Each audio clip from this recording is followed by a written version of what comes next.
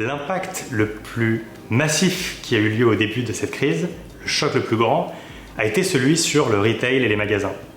En effet, rapidement, des mesures de confinement ou de lockdown ont été mises en place aux États-Unis et les magasins à travers le pays ont dû fermer. Et ça a provoqué immédiatement une crise du retail, ce qui n'est pas forcément un phénomène totalement nouveau, puisque ça fait déjà plusieurs années que l'on parle aux États-Unis du retail apocalypse, c'est-à-dire de l'apocalypse du retail, qui se retrouve challengé par d'autres acteurs, comme le e-commerce par exemple. Donc c'est pas véritablement une nouveauté aux États-Unis, mais cependant, le Covid-19 a eu un effet d'accélération sur cette crise que traverse le retail. Et la fermeture du jour au lendemain d'un grand nombre de magasins à travers le pays ont accéléré cette transformation du retail.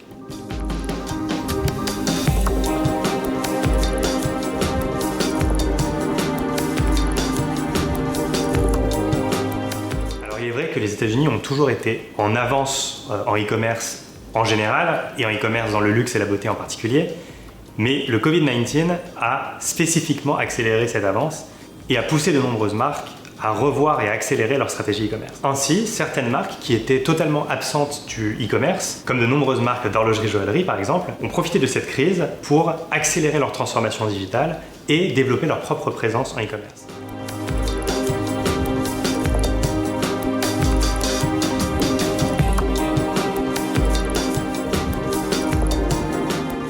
Que le luxe a subi de plein fouet le choc du Covid qui a engendré de nombreux changements. Mais on voit aussi que les différents acteurs du luxe ont su faire preuve de résilience et offrir à leurs consommateurs de nouvelles expériences qui correspondaient à leurs nouvelles attentes. Comme après chaque crise, on attend désormais avec impatience de savoir quand aura lieu la reprise totale du secteur et les différents acteurs se demandent à quel point cette reprise sera rapide.